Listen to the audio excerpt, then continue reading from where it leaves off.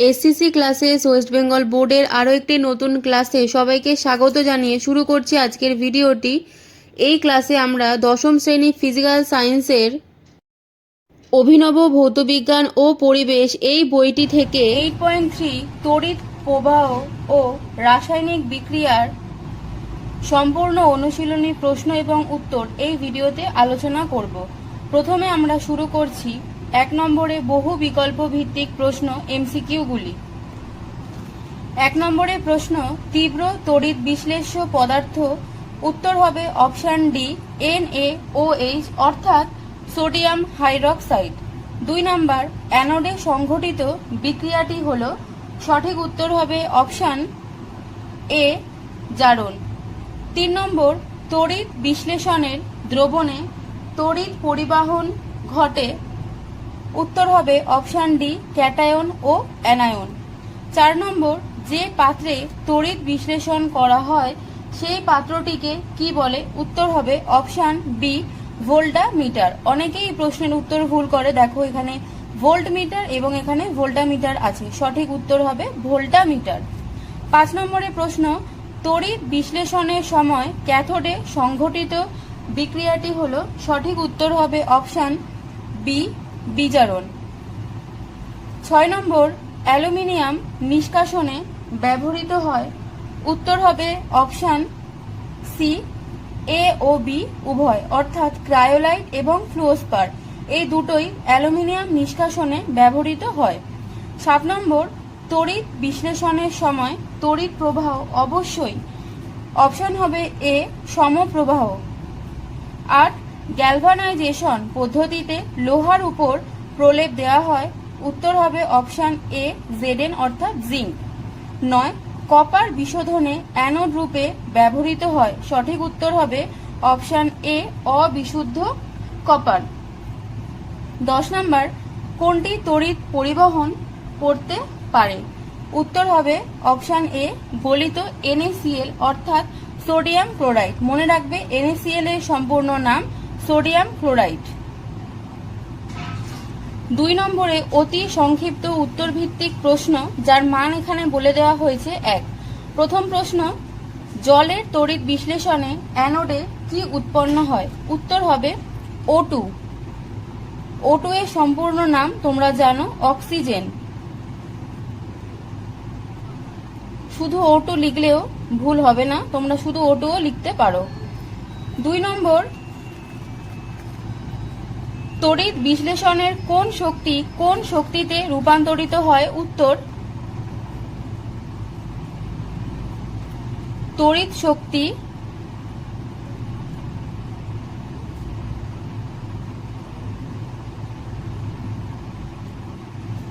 রাসায়নিক শক্তিতে রূপান্তরিত হয়। তাহলে উত্তর তোমরা লিখবে তড়িৎ শক্তি রাসায়নিক শক্তিতে রূপান্তরিত হয়। এর পরের প্রশ্ন, 2.3 অ্যানোড মাডে কোন কোন মূল্যবান ধাতু থাকে? এটি কিন্তু খুবই একটা ইম্পর্টেন্ট প্রশ্ন, দেখো এখানে লিখে দিচ্ছি। 2.3 লিখবে প্রথমে এজি অর্থাৎ এজি এর পুরো কথা কি? আর্জেন্টাম। মুখে বলে দিলাম। এই আর্জেন্টামকে কি বলা হয়? এই আর্জেন্টামের অর্থ হলো রূপো, যেটাকে আমরা কিন্তু জানি সিলভার রূপে এটি ব্যবহার করা হয়। তারপর তোমরা লিখবে পিটি মানে কি? প্ল্যাটিনাম। পিটি ব্যবহার করা হয়। তারপর লিখবে এউ অর্থ হলো অরাম মানে কি? সোনা, যেটাকে আমরা কি বলি? গোল্ড। এবং তারপর তোমরা লিখবে RH, এটা মানে হলো রোডিয়াম। ঠিক আছে, তাহলে 4টে জিনিস ব্যবহার করা হয়, সেটা হবে কি? সোনা, রূপো, প্ল্যাটিনাম এবং রোডিয়াম। এটা হলো 2.3 এর অ্যান্সার। 4 নম্বর, সোনার তড়িৎ লেপনে তড়িৎ বিশ্লেষ্য হিসেবে কি নেওয়া হয়? উত্তর আমি লিখে দেখাচ্ছি। 2.4 এর অ্যান্সার হবে পটাশিয়াম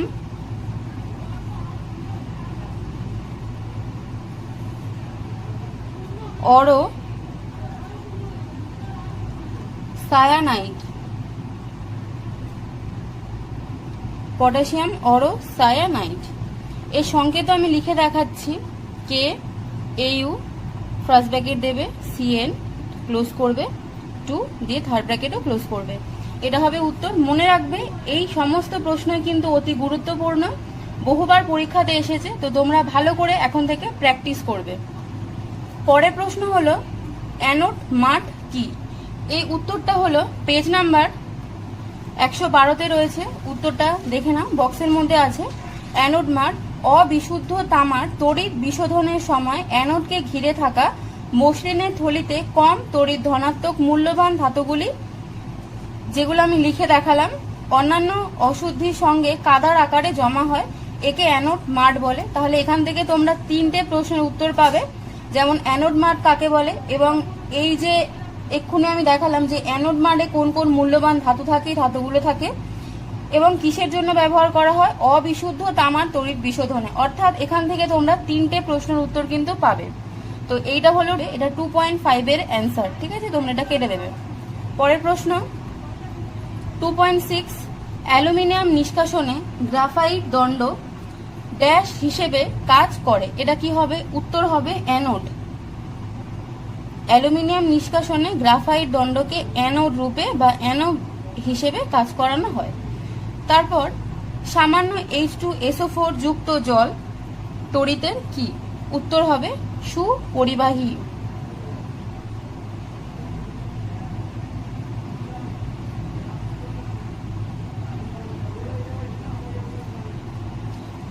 H2SO4 এর সম্পূর্ণ নাম তোমরা পড়বে সালফিউরিক অ্যাসিড। এটাও কিন্তু খুবই ইম্পর্টেন্ট একটা প্রশ্ন, তোমরা এখন থেকে ভালো করে প্র্যাকটিস করতে থাকো। তারপর রয়েছে সত্য এবং মিথ্যা 2.8, লবণ মিশ্রিত চিনির দ্রবণ তড়িৎ পরিবহন করে, এই উত্তরটা হবে সত্য। এই জন্য আমি এখানে এটা রাইট দিয়ে দিলাম, মানে এটা লিখবে, তাও আমি লিখে দিচ্ছি, তোমরা লিখবে সত্য। 2.9-এ দেখো বিশুদ্ধ জল তড়িতের সুপরিবাহী, এই উত্তরটা ভুল, বিশুদ্ধ জল তড়িতের কুপরিবাহী, ঠিক আছে? উত্তরটা হবে কুপরিবাহী, আর এখানে লিখবে মিথ্যা। এরপর আমরা করব স্তম্ভ মেলানো। দেখো বাম স্তম্ভের সঙ্গে ডান স্তম্ভ, এটাকে মেলাতে হবে। 2.11-এর আবার 1 2 3 4 চারটে আমাদের স্তম্ভ মেলাতে হবে। দেখো প্রথমটা NH4OH এর জলীয় দ্রবণ, মানে কি? Ammonium hydroxide. এটা কিন্তু সংকেত হলো কার? অ্যামোনিয়াম হাইড্রক্সাইডের জলীয় দ্রবণ। এর সঙ্গে সঠিক উত্তর কোনটা হবে? অপশন ডি, মৃদু তড়িৎ বিশ্লেষ্য। তাহলে এখানে তোমরা লিখে নাও, নাহলে এখানে তোমরা লিখে নাও ডি বলে, সুবিধা হলো। এর সঙ্গে এটা লিখবে ডি। তারপরে প্রশ্ন রয়েছে 2.11.2-তে গ্লুকোজের জলীয় দ্রবণ, এর সঙ্গে সঠিক উত্তর হবে অপশন সি, তড়িৎ পরিবহন করে না ও তড়িৎ অবিশ্লেষ্য। এর সঙ্গে কিন্তু হবে এটা, তাই জন্য আমি এখানে লিখছি সি। তারপরে 2.11.3-তে দেখো কপার পরিশোধন, কপার পরিশোধনের সঙ্গে হবে অপশন এ, মানে এটা অ্যানোড মাড দ্রবণ, ঠিক আছে? এখানে লিখে দিলাম অপশন এ। এরপর লিখবো ক্রায়োলাইট। ক্রায়োলাইট কি করে? একটু আগেই আমরা পড়েছি। দেখো অ্যালুমিনিয়াম নিষ্কাশন 2 বি, ঠিক আছে? 1.6-এর একটা প্রশ্ন ছিল, দেখো যে অ্যালুমিনিয়াম নিষ্কাশনে ব্যবহৃত হয় কি কি? ক্রায়োলাইট এবং ফ্লোরস্পার উভয়, মানে অপশন সি-তে আমরা টিক দিয়েছি। অর্থাৎ এইখানে একটা বোঝার বিষয় আছে, যদি এখানে ক্রায়োলাইট না থেকে ফ্লোরস্পার থাকতো তাহলেও কিন্তু এটা উত্তর হতো। কার সঙ্গে হতো? অ্যালুমিনিয়াম নিষ্কাশনের সঙ্গে। এরপর আমরা শুরু করব 3-এর দাগে দীর্ঘ উত্তরভিত্তিক প্রশ্নগুলি। এই প্রশ্নের উত্তরগুলো করে দেওয়ার আগে সবার কাছে একটাই অনুরোধ, ভিডিও যদি তোমাদের ভালো লাগে তাহলে অবশ্যই সবাই লাইক, কমেন্ট এবং ভিডিওটা বন্ধুদের মধ্যে শেয়ার করবে এবং সাবস্ক্রাইব করবে। তো চলো উত্তরগুলো আমরা দেখে নিই। প্রথম প্রশ্ন রয়েছে 3.1-এর তড়িৎ লেপন কাকে বলে এবং তড়িৎ লেপনের দুটি উদ্দেশ্য উল্লেখ করো। তো দুটো প্রশ্ন একসঙ্গে জানতে চেয়েছে, উত্তরটা আমরা দেখব। পেজ নাম্বার 112-তে রয়েছে উত্তর, একটু তোমরা মিডলের দিকে আসবে, দেখবে লেখা আছে। দেখো প্রথমে লেখা আছে তড়িৎ লেপন। তো তড়িৎ বিশ্লেষণ প্রক্রিয়ায় রাসায়নিকভাবে অধিক সক্রিয় কোনো ধাতু বা ধাতু সংকরের উপর অপেক্ষাকৃত কম সক্রিয় ধাতুর প্রলেপ দেওয়ার যে পদ্ধতি তাকেই কিন্তু বলে তড়িৎ লেপন। তাহলে এইটা হলো একটা প্রশ্নের উত্তর। এবং পরের যে প্রশ্নের উত্তর দেওয়া আছে দেখো, তড়িৎ লেপন দেওয়ার কারণ বা উদ্দেশ্য।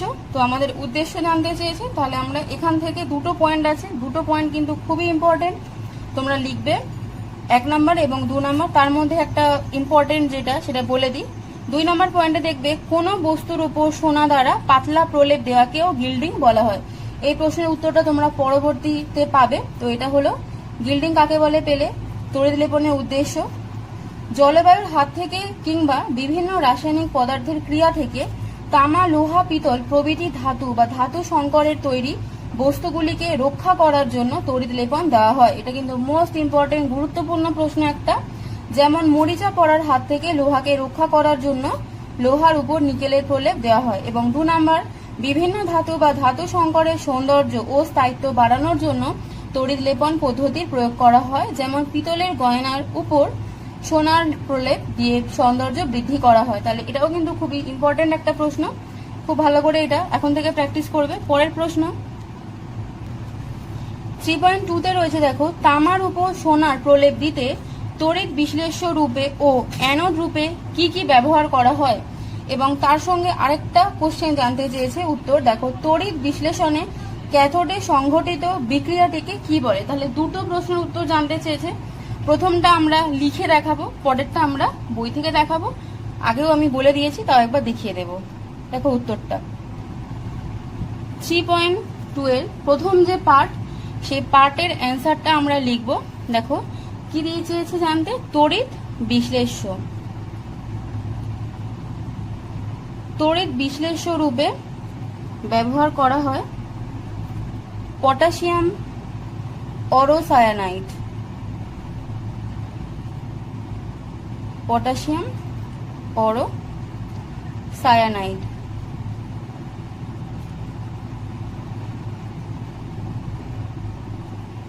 পটাশিয়াম অরোসায়ানাইড এই সংকেতটা এই যে এটা লিখবে, কে থার্ড ব্র্যাকেট দেবে AU, ফার্স্ট ব্র্যাকেট দিয়ে CN, ব্র্যাকেট ক্লোজ করে 2 দিয়ে থার্ড ব্র্যাকেট আবার ক্লোজ করে দেবে। এটা হলো তড়িৎ বিশ্লেষ্য রূপে ব্যবহার করা হয়। এবং অ্যানোড রূপে যেটি ব্যবহার করা হয় সেটি কি, বিশুদ্ধ সোনা। এটা কিন্তু খুব ইম্পর্টেন্ট প্রশ্ন, বিশুদ্ধ সোনা ব্যবহার করা হয় অ্যানোড রূপে। তাহলে এখানে আমরা প্রথম পার্টের যে উত্তর সেটা জানলাম। এবার বলেছে গিল্ডিং। তো দেখো আমি দেখিয়েছিলাম আগের পার্টেই, তড়িৎ বিশ্লেষণে ক্যাথোডে সংঘটিত বিক্রিয়াটিকে কি বলে। এই উত্তরটা হবে গিল্ডিং। দেখো গিল্ডিং। এরপর আমরা 3.3 এর প্রশ্নতে যাব। দেখো, তামার তড়িৎ শোধনে নিচের বিষয়গুলি উল্লেখ করো। প্রথমটা তড়িৎ বিশ্লেষ্য, দ্বিতীয় ক্যাথোড ও অ্যানোড বিক্রিয়া, এবং 3 নম্বরে চেয়েছে তড়িৎ দ্বারের পরিচয়। তাহলে 3টে পার্টের উত্তর আমাদের এখানে চেয়েছে, আমরা উত্তরটা দেখে নিই। 3.3 তড়িৎ বিশ্লেষ্য। তড়িৎ বিশ্লেষ্য রূপে ব্যবহার করা হয়। দেখুন 5 থেকে 10% H2SO4 অর্থাৎ সালফিউরিক অ্যাসিড, 5 থেকে 10% কি লাগে, সালফিউরিক অ্যাসিড মিশ্রিত।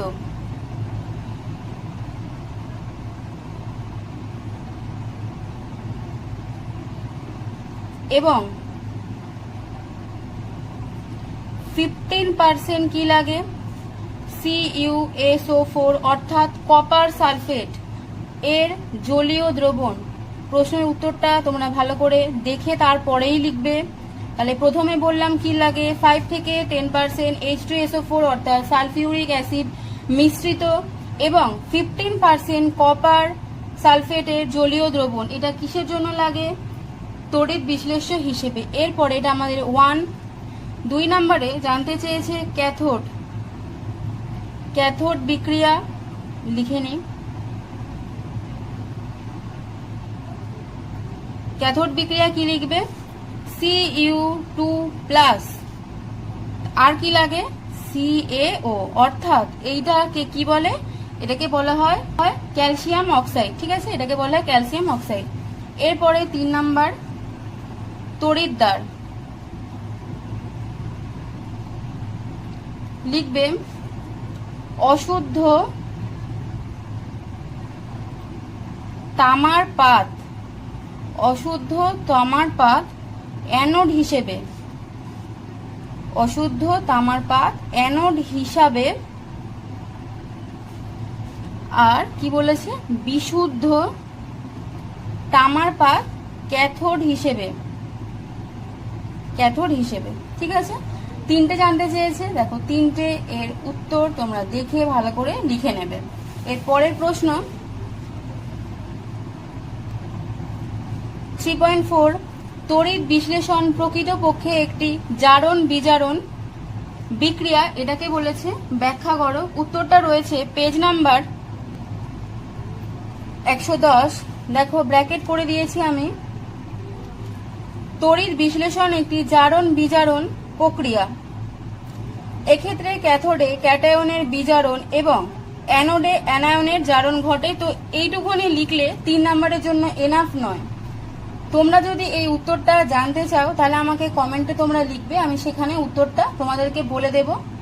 নাহলে ডেসক্রিপশনে তোমরা চেক করে নেবে, উত্তরটা দেওয়া থাকবে। এই যে উত্তরটা দেওয়া আছে শুধুমাত্র 1 নাম্বারের জন্য, 3 নাম্বারের জন্য এই উত্তর না, সাফিসিয়েন্ট বইয়ের মধ্যে দেওয়া নেই। তো কমেন্টে আমাকে জানাবে, আমি সেখানে লিখে দেব।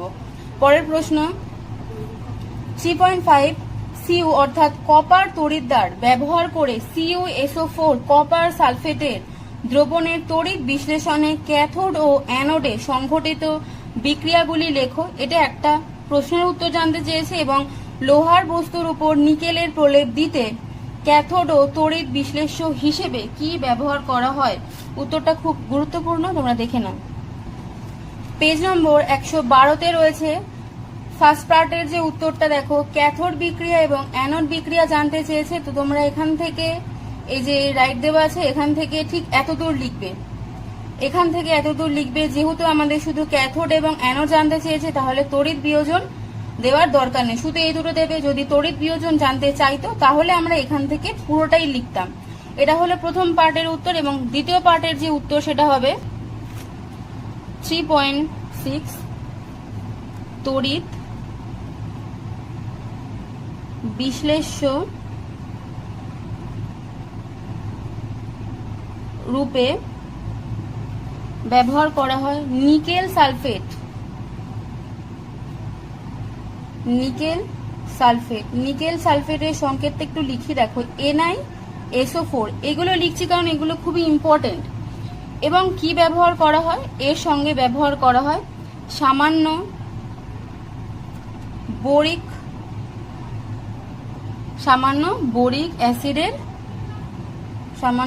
অ্যাসিডের দ্রবণ।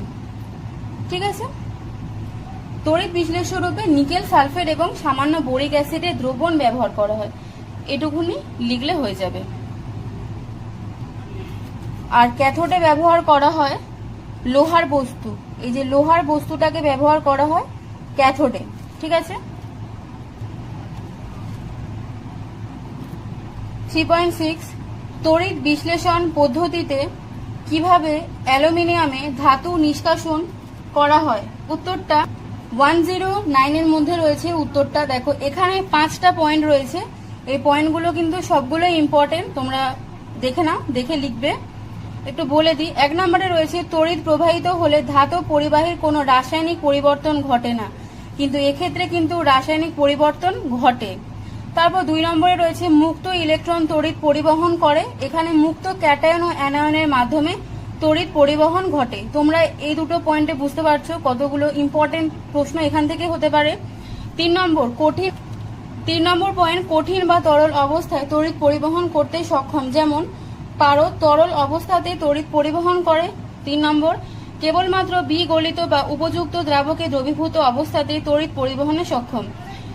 4 নম্বর উষ্ণতা বাড়লে ধাতব পরিবাহী রোধ বেড়ে যায়, ফলে তড়িৎ পরিবাহিতা কমে যায়। এটাও একটা প্রশ্ন হতে পারে এখান থেকে।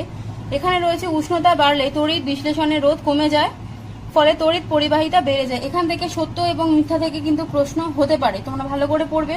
5 নম্বর, ধাতব পরিবাহী তড়িৎবাহিতার মান তড়িৎ বিশ্লেষের তুলনায় বেশি হয় এবং এক্ষেত্রে কম হয়। 5টা পয়েন্ট খুবই ইম্পর্টেন্ট, বারবার বলছি, এগুলো পরীক্ষাতে বহুবার পড়েছে, ভালো করে তোমরা এখন থেকে প্র্যাকটিস করো। পরের প্রশ্ন 3.8, তীব্র ও মৃদু তড়িৎ বিশ্লেষের মধ্যে 3টি পার্থক্য লেখো। উত্তরটা রয়েছে পেজ নাম্বার 108 এর মধ্যে রয়েছে। দেখো উত্তর, তীব্র তড়িৎ বিশ্লেষ্য এবং মৃদু তড়িৎ বিশ্লেষ্য। জলীয় দ্রবণে তড়িৎ পরিবাহিতা উচ্চ, এক্ষেত্রে খুবই কম। জলীয় দ্রবণে সম্পূর্ণভাবে আয়ন বিয়োজিত হয়, এখানে আংশিক বিয়োজিত হয়। এটা কিন্তু খুব ইম্পর্টেন্ট একটা পয়েন্ট, 2 নাম্বারটা। 3 নম্বর, এরা সাধারণত তড়িৎযোজী যৌগ কোনগুলো? NaCl, NaOH, COSO4। এটাও খুব ইম্পর্টেন্ট, 3 নম্বর যে পয়েন্টটা, এটা পড়বে। এবং 4 নম্বর, এদের জলীয় দ্রবণে শুধুমাত্র আয়ন উপস্থিত থাকে এবং এক্ষেত্রে অণু আর আয়ন দুটোই উপস্থিত থাকে। ভিডিওটা আমি এখানেই শেষ করছি। তবে 3.5 এর যে সেকেন্ড পার্টের অ্যান্সার ছিল, লোহার বস্তুর ওপর নিকেলের প্রলেপ দিতে ক্যাথোড ও তড়িৎ বিশ্লেষ্য হিসেবে কি ব্যবহার করা হবে, এই উত্তর আমি দেখানোর সময় তোমাদেরকে 3.6 এটা লিখে দেখিয়েছিলাম, তবে এটা হবে 3.5 এবং 3.6 তড়িৎ বিশ্লেষণ পদ্ধতিতে কিভাবে অ্যালুমিনিয়ামে ধাতু নিষ্কাশন করা হয়, এই উত্তরটা আমি দেখাইনি। এই উত্তরটা লিখতে হবে অ্যালুমিনিয়াম থেকে অ্যালুমিনিয়াম ধাতু নিষ্কাশন করা হয়। তবে এইটুখানি যথেষ্ট লিখলে হবে না 3 নম্বরের জন্য। তোমরা এই উত্তরটা যদি জানতে চাও তাহলে আমাকে কমেন্টে জানিও, আমি সেখানে উত্তরটা লিখে দেখিয়ে দেব। এবং 3.7 এর যে কোয়েশ্চেন, ধাতব পরিবাহী ও তড়িৎ বিশ্লেষের মধ্যে 3টি পার্থক্য, এই প্রশ্নটাও আমি দেখাইনি। অর্থাৎ আমাদের ভিডিওতে কিছু মিস্টেকের জন্য এই 3টে প্রশ্নর আমাদের ভুল হয়ে গেছে, তোমরা একটু দেখে লিখে নেবে। এই প্রশ্নের উত্তর রয়েছে পেজ নাম্বার 109। তো ভিডিওটা আমি এখানে শেষ করছি। ভিডিও যদি তোমাদের ভালো লাগে তাহলে অবশ্যই সবাই সাবস্ক্রাইব করে দিও। ধন্যবাদ।